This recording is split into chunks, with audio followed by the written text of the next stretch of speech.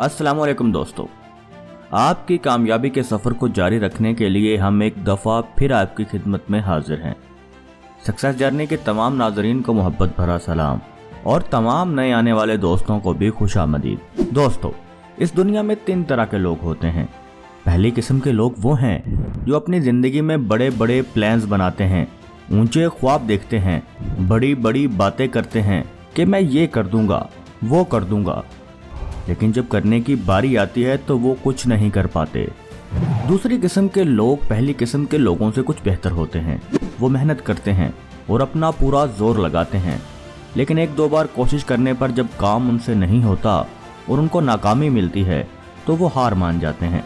और तीसरी किस्म के लोग वो होते हैं जो मुसलसल नाकामियों के बावजूद भी कामयाबी के लिए डटे रहते हैं और बिल आखिर कामयाबी हासिल कर लेते हैं। दोस्तों, आज की वीडियो में हम उन्हीं तीसरी किस्म के लोगों का जिक्र करेंगे और आपको बताएंगे कि ये नाकामी पर रोने की बजाय कैसे मुसलसल कोशिश करते हैं। ऐसी क्या चीज़ है जो उन्हें गिव अप नहीं करने देती।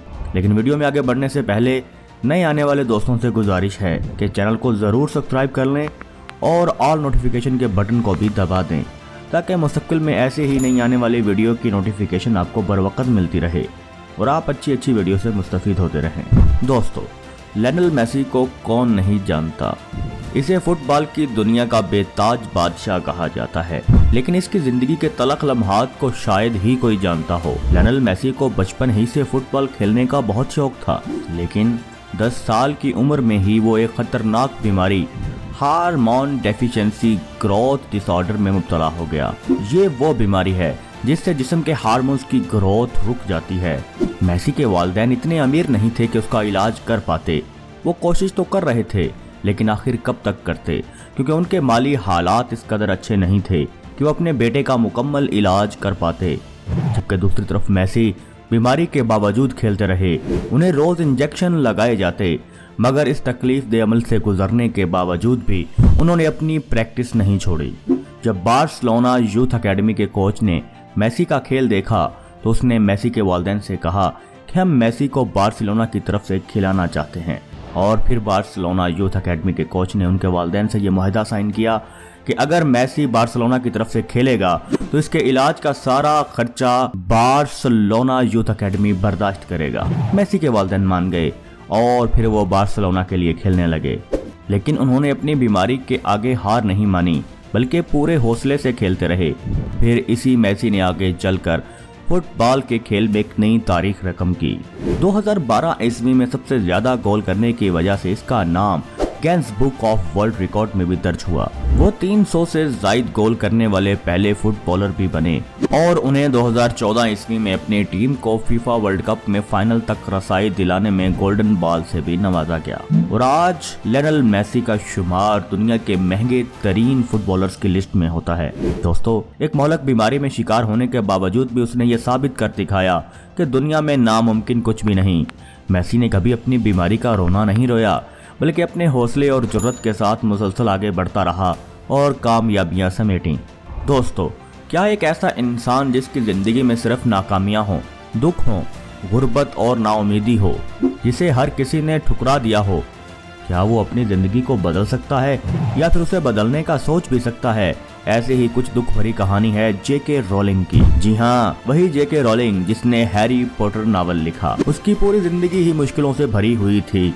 उसके पास कोई नौकरी नहीं थी और वो हुकूमत की तरफ से मिलने वाली मामूली सी रकम पर इंतहाई गुर्बत में गुजारा कर रही थी। वो उस वक्त हर लिहाज से नाकाम जिंदगी गुजार रही थी, लेकिन इस मुश्किल तरीन दौर में भी उसने हिम्मत नहीं हारी और अपना नावल हैरी पॉटर मुकम्मल किया। वो चूंकि इंतहाई गरीब थी, इसलिए उसके पास ना तो कंप्यूटर था और ना ही इतने पैसे कि वो हाथ से लिखे नावल की फोटो कॉपी करवा सके। उसे तकरीबन 400 सफ़हात वाले नावल को 12 दफा टाइप करना पड़ा यानी 12 कॉपियां बनाना पड़ी। इतनी मेहनत करने के बाद किसी एक पब्लिशर ने भी उसे छापने की हामी ना भरी। सब पब्लिशर्स ने उसे फजूल और नाकारा समझकर रिजेक्ट कर दिया। जेके रोलिंग के लिए बड़े सदमे की बात थी, लेकिन फिर आखिरकार लंदन के एक पब्लिशिंग हाउस के CEO की बेटी को वो नावल पसंद आ गया और अपनी बेटी की ख्वाहिश पर उसने हैरी पॉटर को पब्लिश कर दिया। उसके बाद हैरी पॉटर को इस कदर पसंद किया गया कि उस नावल ने एक तारीख रकम कर दी। उस नावल ने जेके रोलिंग की जिंदगी ही बदल दी। आज हैरी पॉटर की 500 मिलियन से ज्यादा कापियां बिक चुकी हैं।